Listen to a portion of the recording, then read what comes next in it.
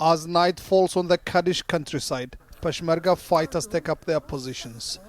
It's under the cover of darkness that ISIL attacks, and they can't afford to lower their guard. This is perhaps their most important front line in their fight against ISIL.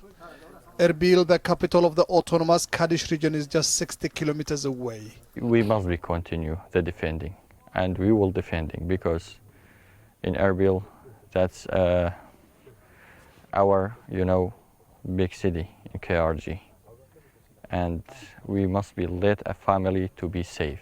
But protecting Erbil is a dangerous task. 2 days ago, ISIL fighters carried their most daring attack on this Peshmerga base.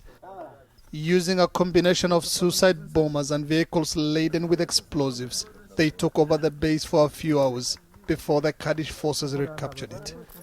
As the fighting gets more intense, the tactics are getting more desperate. It's the first time ISIL fighters have used a tank for suicide bombing. And the Peshmerga say it's the ability of ISIL to strike deep in Kurdish territory that has them worried. Some of the Peshmerga tents are burned down. Body parts litter the camp.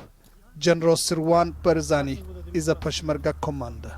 It's the first time to have the armored cars or the tanks with the TNT and suicides people. They're coming to our front line.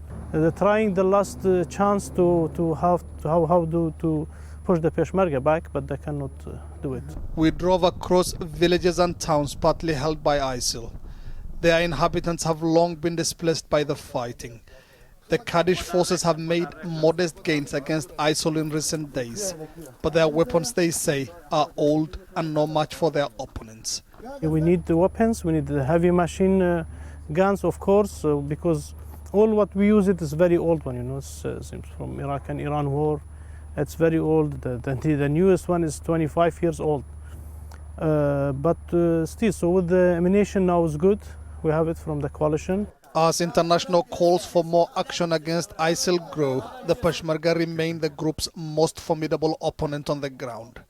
They say they need meaningful help, or ISIL could come charging again across northern Iraq.